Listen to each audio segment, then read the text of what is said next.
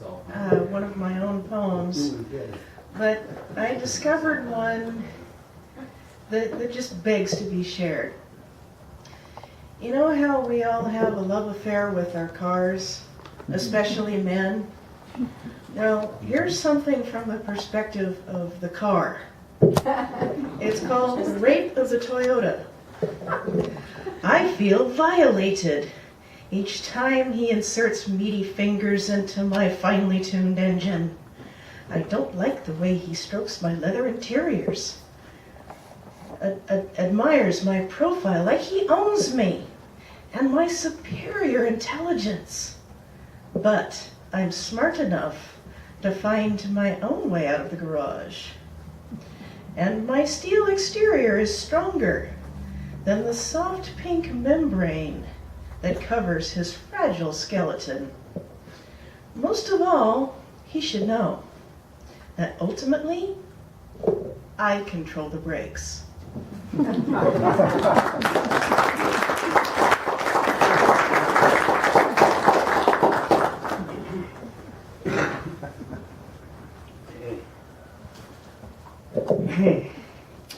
People that know me know that I'm full of announcements, and I'll have more than one, so I'm going to try to spread them out.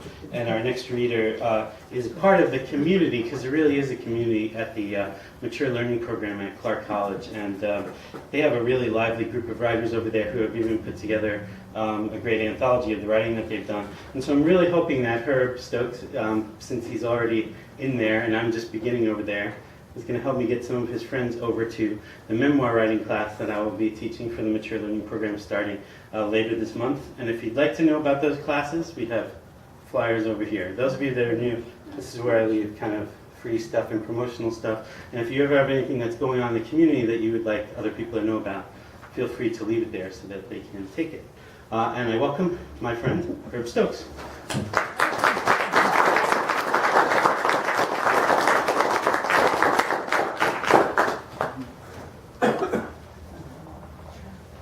Thank you.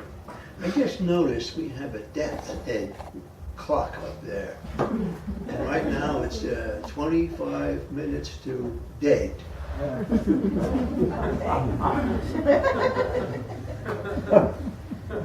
I have altered this poem slightly.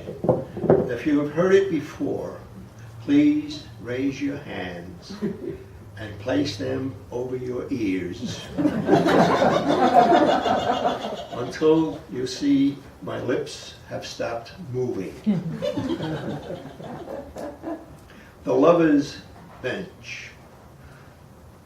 The lavender are gone, the camellia are overgrown.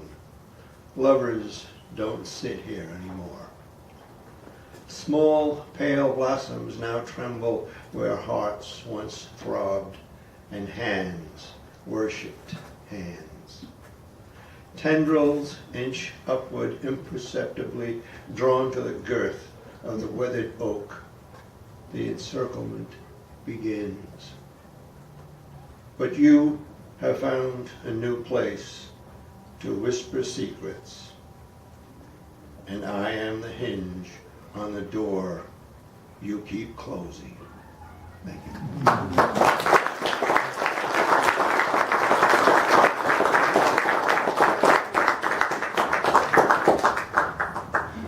Okay, next we're going to hear from someone who's here with us for the first time, so let's give him a warm welcome, Vargus Pike.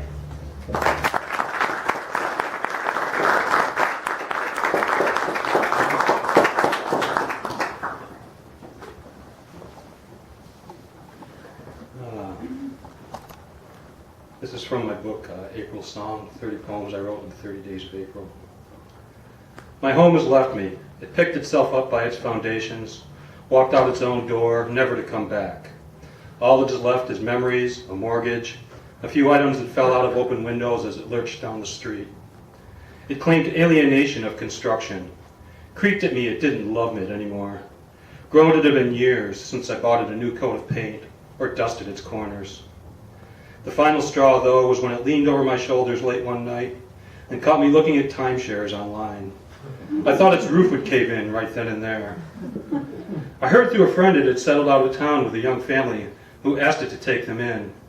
Apparently, they learned it with the promise of new plumbing and a furnace. I say good riddance. That home was always pretty high maintenance. Now I am shacked up with an apartment that just moved into the neighborhood. It may be stupid and shallow, but at least it's young and pretty and loves me for who I am. As long as the money holds out.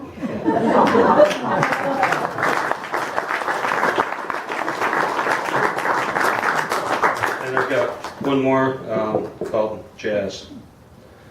I want to writhe in rhythm, syncopate in sound, busted out from caterpillar to buttery fly, carried forth with mind's energy, my pen's thoughts walking across the page, loppy loping strides of rhythm of sound, free verse child plying in a field of words, running down poetry lane, eager for the harvest of summer words.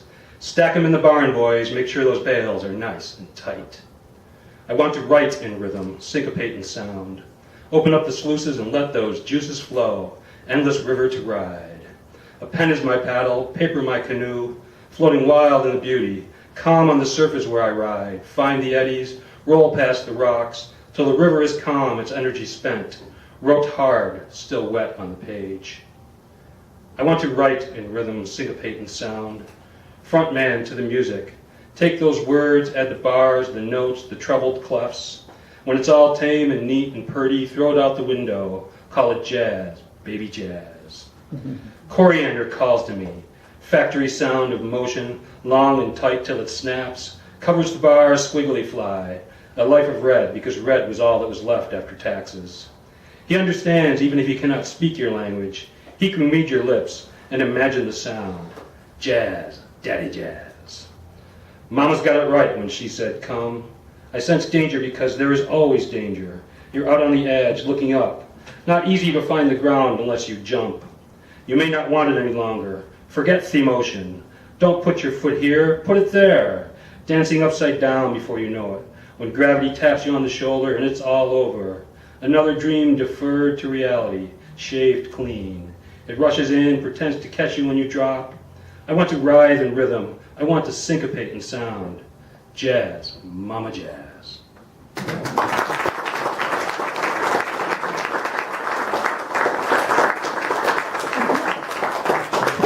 Thanks, Vargus.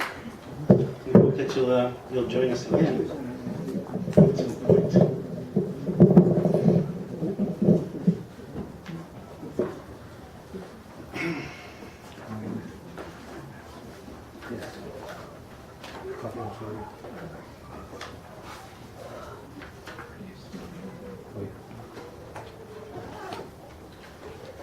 So,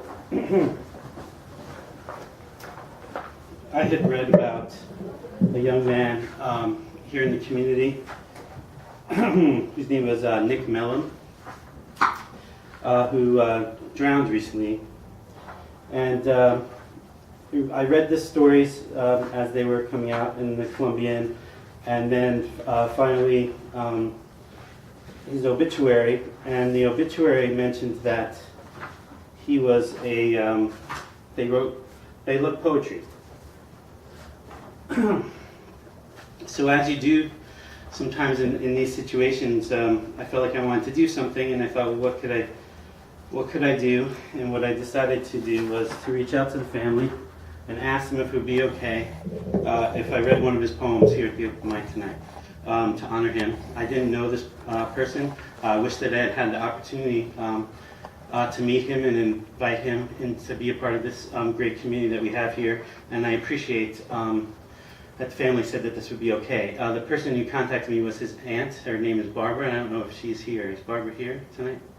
Is there anybody who knew Nick or is a member of the family who made it over?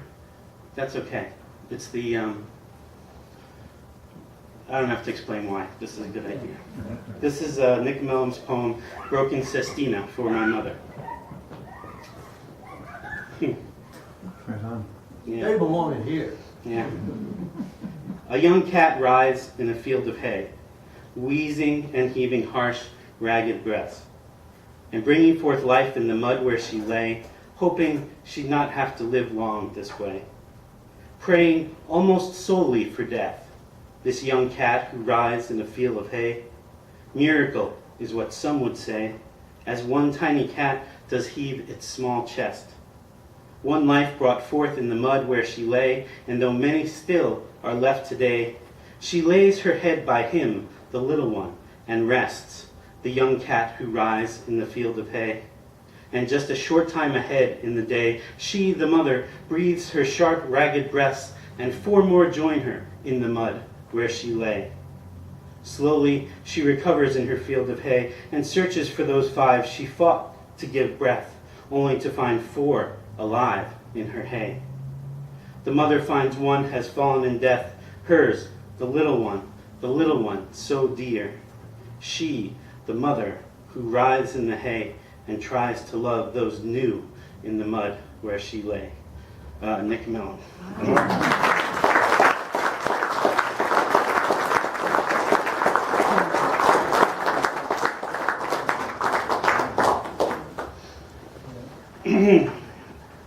I mean, some of you know that I had a medical incident recently. When these things happen, and when you read about things like what happened to Nick, it just, reminds you that everything could be gone in a moment.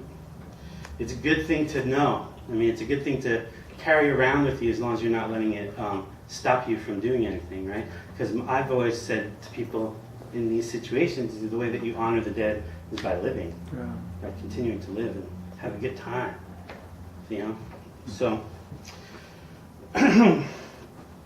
we're really fortunate to have this great poetry community here in Vancouver, and also on the other side of the river, we've been really well supported. And I've noticed that we have a lot of people who probably know Doug and know Katharin wanted to come out to support. And it took 6 to 8 years to get Portland writers to come here on a regular basis. So if it's okay with everybody, could I see a show of hands of people that live on the Portland side who came to join us and be with us tonight? Yeah, that's really nice. And whether you came out to support Doug and or Katharin or both, or you came here for some other reason, we really hope that you'll join us again. And trust me that we do also make the scary drive over the scary bridge to go to poetry readings in Portland. That's how I know these folks, because I'm actually willing to do that scary thing. Katharin Salzman lives in Portland. She made it here safely tonight. Her poems have appeared most recently in Slipstream and Salt River Review, and 2 chapbooks, Hemopoiesis and Prayer Ceremony. And Thank you. yeah, I just want to say thank you for coming. We've wanted to have Katharin and Doug for quite some time. We got this little wish list of people who want to get over here. You're both on it, and we're happy to have you here. And please, let's say a warm hello, warm welcome to Katharin.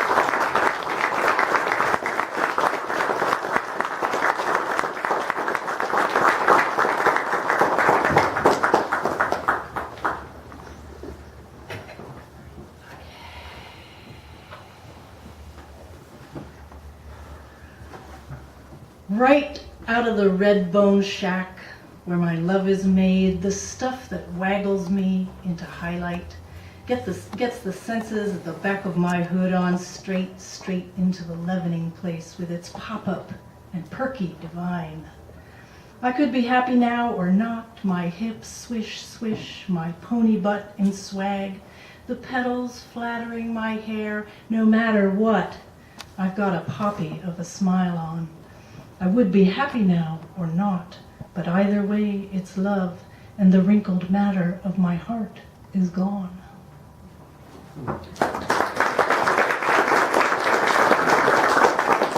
That's the title poem from my book Hemopoiesis, and do y'all know what that means? It's such a cool word because it has the word poetry in it, right? Which is the Greek root for poet, to make, and hemo is blood. So hemopoiesis means I'm an anatomy and physiology geek, so it's the term for the making of red blood cells in the body. And so, love that word. I'm a little nervous. And I've just watched all these brave people stand up and read their beautiful poems.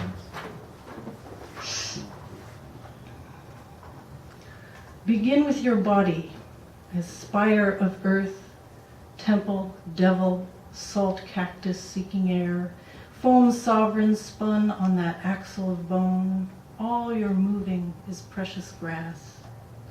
Smell with your fingertips these small powdered cakes. Hear with your holy brow dipped in some brazen oil. Spell the names of all your loved ones till they bless you here and here, ankle, thigh, collar, ear, till they call you Jacob's trembling sister, within, within, within. My lips are frank and dark like olives. They separate in air, or click like cedar palms illuminated by wind. They are telling, they are telling. This is my pale heart paling. These are my folds unfolding. This is the beat of me beating against the riverbank. My clothes, my skin, my clothes, my skin. My old heart is not stone, but inside me among gathered sticks, like a warm fig, like a coal.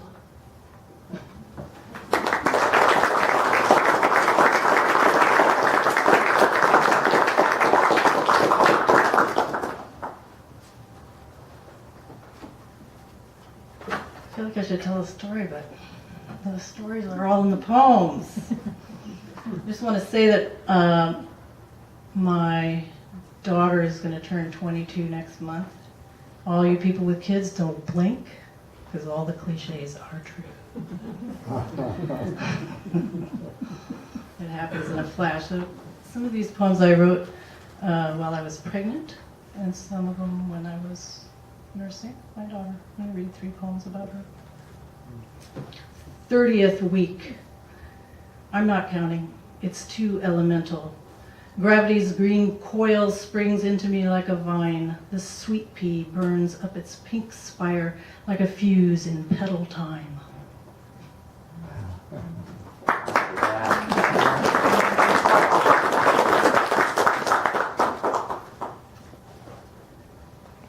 The birth attendants. There are all these women there to uru me and primp my scolding feet, to oil my rounds and sing about the smallest turquoise socks. They undid all the knots in my honor, as if I were something ancient, something fresh, scribbled on the windowsill where the white curtains lope and flare. Cabinets and drawers were opened, every object unsealed, braids unbraided, lids removed or loosened from the jams, all the bowls and baskets unstacked and set out like chimes among the trees. They brought out all their best tricks with the hair tonic, the gin, the salmon lipstick, the decisive limes, and all their excellent fingertips. They worked out every ideal. Oh, they were so woman in their welcoming. The purple flax stood up to them, and in the stones they gathered from the river to make a path to my big doors. That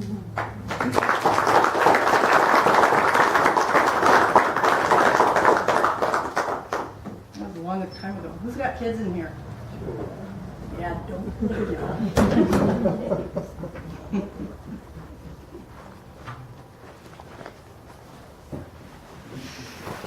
I don't think I've ever read this poem in a poetry reading before. My daughter's name is Lake, so this is called Lake Sleeping. How that blue wool glows and its satin tips, how she rocks herself with her constant tongue. How the tiny salmon hidden in her ear is not her best secret, but more the way the light falls into the unfolding idea of her. How her new bones surrender to every couch, and every breath is different from the one before, so that the sun is her bath, and the shadow of the cedar branch her comb.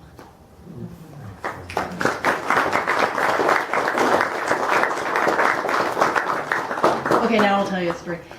Somebody has to write a poem called Doug's Basement. Because it's like, you know, it's a place. It's a happening place. I'm gonna start selling tickets. Yeah, that's right. You can make a little extra money that way.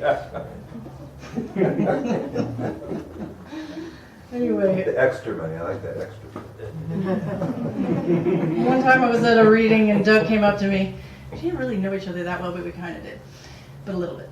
Anyway, he backs me into a corner and he goes, I'm sending you a poem and you got 72 hours to respond. So it was like a big throwdown. And I have to tell you that I had just inherited this big ancient iMac. It was like one of those things. And I didn't even have internet. It was because of that I got internet for the first time. I'm like a total Luddite. I'm like the last person so that I could like write these poems. And so I'd send a poem, then he'd send a poem, then I'd send a poem. And that was cool. That was really great. So this book is in large part of that conversation that we had back and forth. My part of the conversation. This is for you, Baba. Erato. Music poetry, right? To call a fox out, the poet does the opposite of what you might suppose. Snaps the pot lid off last night's broccoli and whacks it to a fury with a scum-stained spoon. No sweet talk here. She knows he can feel it coming. Her carbonous poem, her bell, her demon tattoo as it peels down just under that new slip of moon, just under the shadow the grass casts over itself.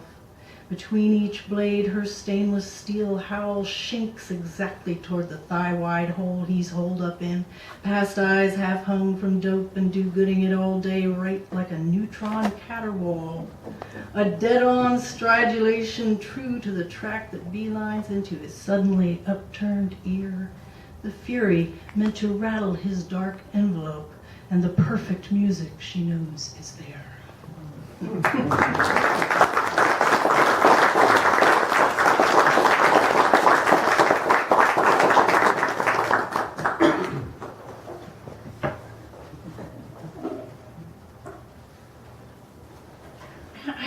I loved it when you were signing the poem.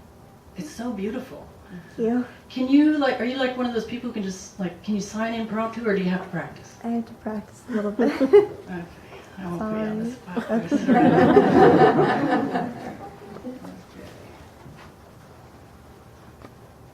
I'm just going to read 2 more poems. Poems are like, poetry is like cheesecake, man. How much can you eat in one sitting? Oh my God.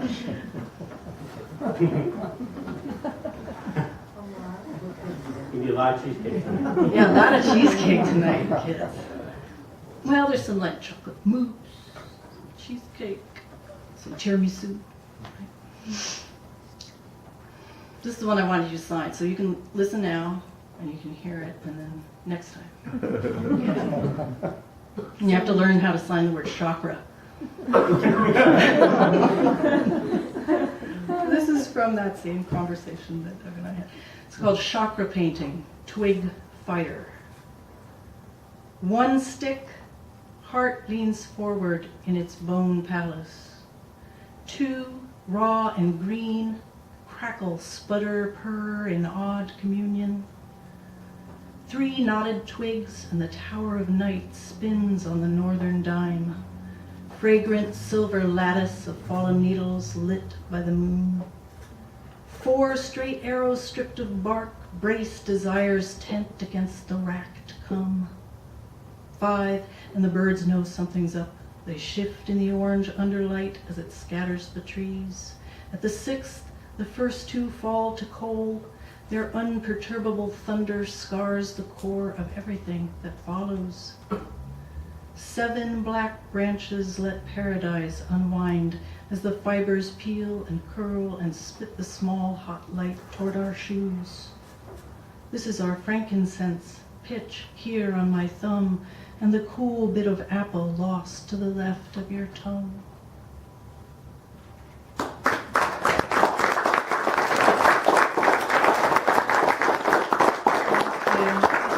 Poetry campfire, which we have here, don't we? Yeah. I haven't really written a poem I liked in about 6 years. But I do keep notebooks and I have stuff in it and it's all crap. But I was like embarrassed that it was going to come out and my friends were going to hear me read the same damn poems again. So I went into my notebook today and I actually found a poem. And it's about dessert. It's called Sex at Dawn. This is the last one I'm going to read. And I hated that book. I hated that book. Did you guys read that book?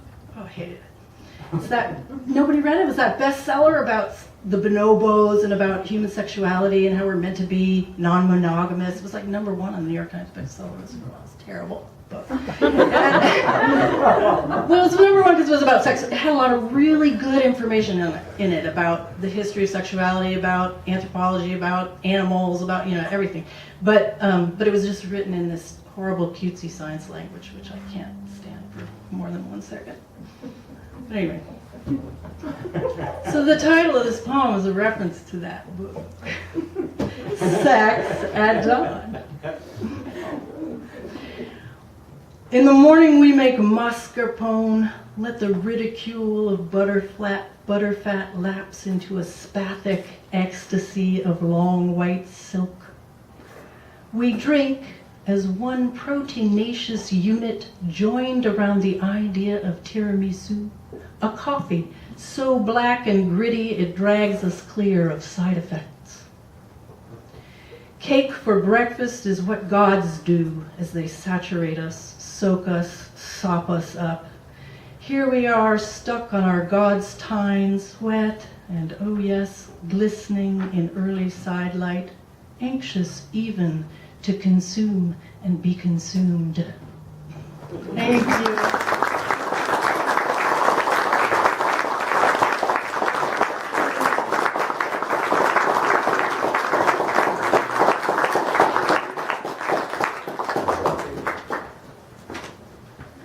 Thank you so much.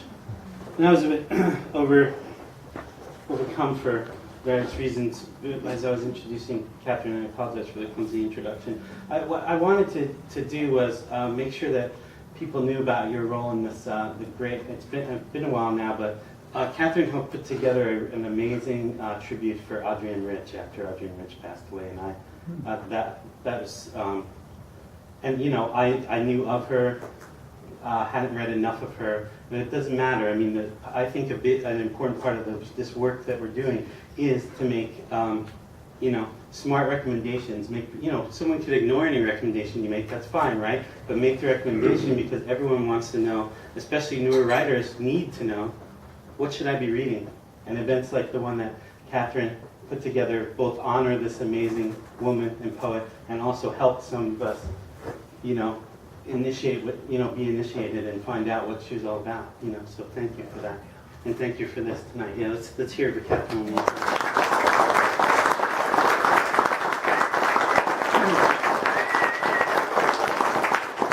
So as we do, we'll take a 15-minute break so that you can get some books, some coffee, get to know each other a little bit, and we'll come back with our second feature, Doug Marks, and more of the open mic. And we hope that you'll all be with us after the break, but if you're not able to be for some reason, the next reading is on October 10th. Please join us October 10th. Thanks for being here, everybody. Hi, How are you? See you in 15. Yeah. Oh. I was calling me. Do you want to put your stuff in the car? What?